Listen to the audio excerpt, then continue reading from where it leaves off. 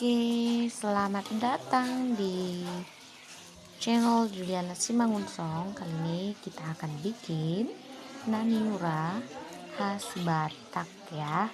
Jadi biasanya yang bikin naniura ini adalah orang-orang yang ada di Balige. Oke, bahan-bahannya juga tradisional, penuh dengan rempah-rempah.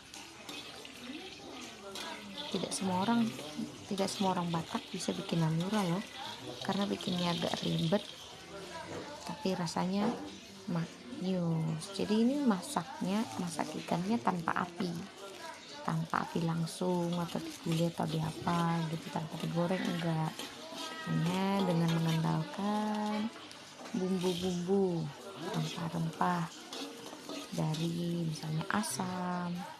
Nah, itu semuanya mungkin nanti di next akan dijelaskan bahan-bahan apa sih yang diperlukan dalam memasak naniura ini. Oke, penasaran nggak? Jangan lupa di subscribe dulu. Oke, ini hasil akhirnya nanti. Nah, ikannya dibersihkan dulu, sisik yang bersih. Kacangnya Lalu sediakan asam sihala, namanya ini asam Batak ya, asam sihala, kemiri, kacang kalau mau kacang, kalau nggak kacang juga nggak apa-apa, bawang merah, bawang putih, kemudian riasnya dipotong-potongin dulu sama serai ya, kemudian cabai merah, andaliman, ketumbar, merica, sama andaliman itu ya tadi ya, jahe, kunyit, ini buat 2 kilo ya. Nah, potong ikannya harus dari atas, dari pundak, jangan dari perut ya, supaya dapat bisa mengambil duri-durinya. Jadi caranya begini, nggak sembarangan potong, yang penting potong asal jadi, nggak gitu juga ya, harus dari pundak. Terus begini nih caranya.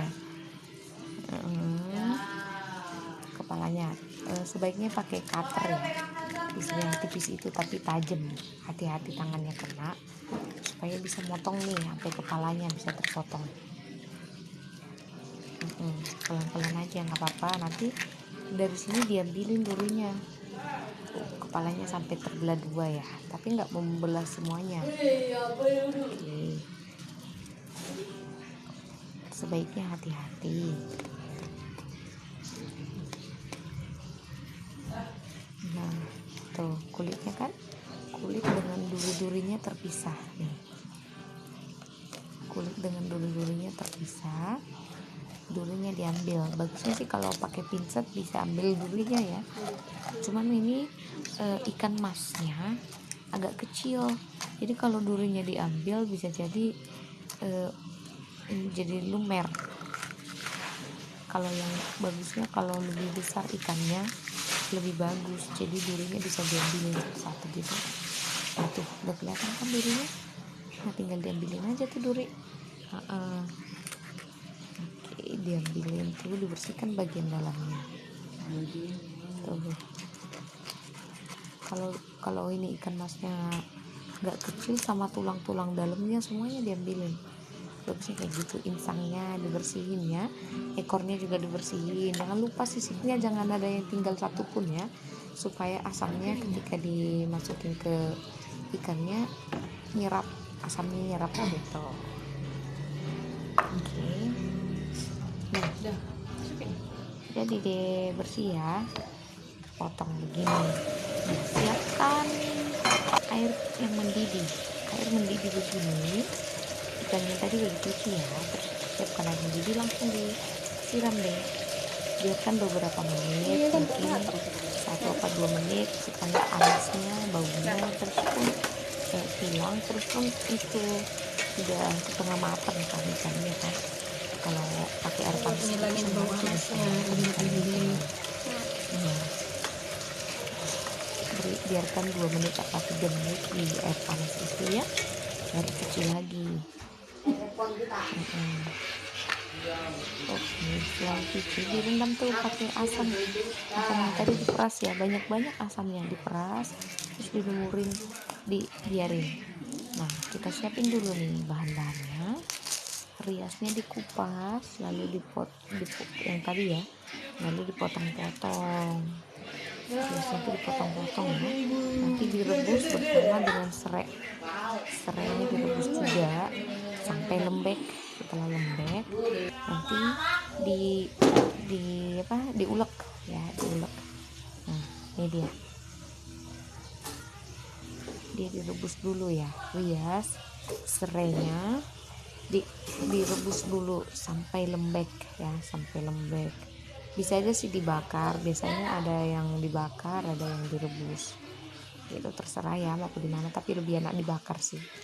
Nah, ini tadi nih ikannya yang sudah dibersihin, dikasih asam ya, sudah mulai lembek sedikit, tapi nanti akan kita campur lagi dengan bumbu-bumbu yang lain ya.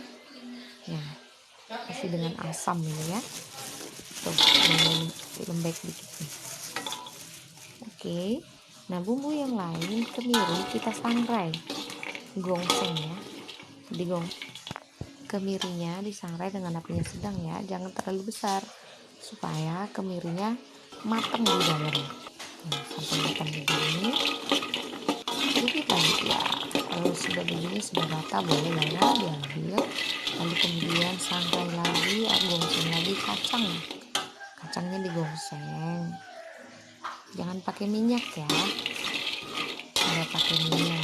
Nah, kalau sudah rata begini boleh diangkat ya.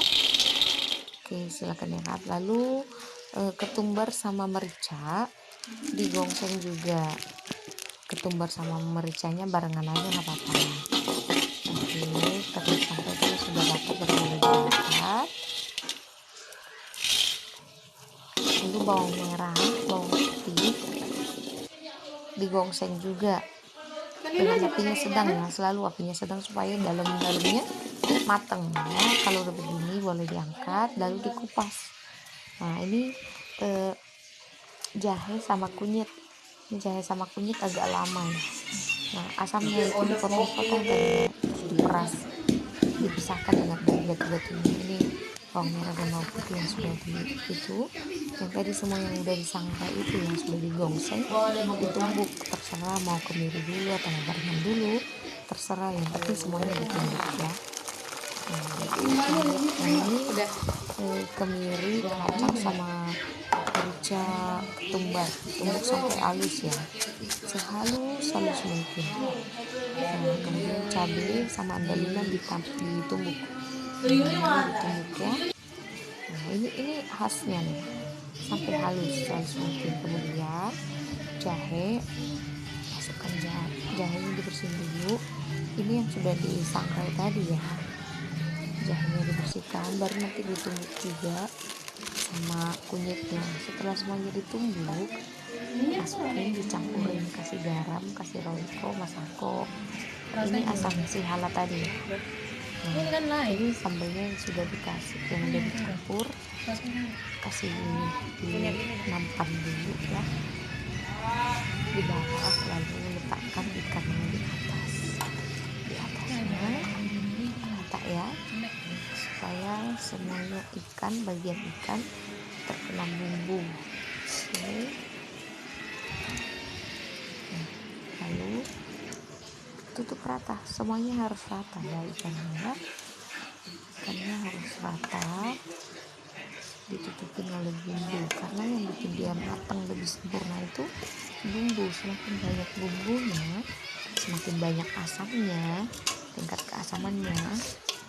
Nah, gini dia tuh sampai rata, lalu dibiarkan nanti beberapa jam, bukan beberapa menit ya, beberapa jam. Tidak usah di kulkas, di tempat biasa aja, mungkin paling cepat 3 jam ya, paling cepat 3 jam dibiarkan. Ditutup lah ya, jangan sampai nggak ditutup, takut lalat. Oke, ini dia setelah matang, setelah 3 jam. Tada! dari tekstur warnanya keren banget kan. Coba kita lihat apakah sudah bisa dicubit. Nah ini bagian belakangnya ini ikan mas hitam ya, tuh udah lembek kan, udah lembek. Nah, udah lembek kan, tuh tinggal makan. Rasanya enak banget.